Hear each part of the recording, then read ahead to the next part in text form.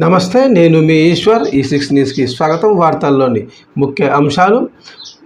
Bollaram municipality పరిధిలో గల జిల్లా పరిషత్ ఉన్నత పాఠశాలలో జాతీయ నీలి పురుగుల నివారణ కార్యక్రమంలో పాల్గొన్న బొల్లారం మున్సిపాలిటీ చైర్పర్సన్ శ్రీమతి కొలన్ రోజా బాలరెడ్డి పాల్గొన్నారు. విద్యార్థులను ఉద్దేశించి మాట్లాడుతూ వర్షాకాలంలో దోమల కాటు వల్ల వ్యాప్తి చెందుతుంది. ఈ వ్యాధి సోకిన వారి కాళ్ళు లావుగా అవుతాయని, అందువల్ల ఈ వ్యాధిని అరికట్టేందుకు వైద్య శాఖ వారు బొల్లారం ప్రాథమిక ఆరోగ్య కేంద్రం పిహెచ్సి వారి ద్వారా ఉచితంగా పంపిణీ చేస్తున్న మందులను ప్రతి ఒక్క విద్యార్థిని వేసుకోవాలని సూచించారు. అయితే తెలంగాణ ప్రభుత్వం నిర్వహిస్తున్న స్వచ్ఛదనం పచ్చదనం కార్యక్రమంపై నిర్వహించిన వ్యాసరచన మరియు ఉపన్యాస పోటీల్లో విజేతలుగా నిలిచిన వారికి చైర్పర్సన్ కొలన్ రోజా బాలరెడ్డి గారు మరియు విద్యార్థులకు కూడా బహుమతులు అందించడం జరిగింది.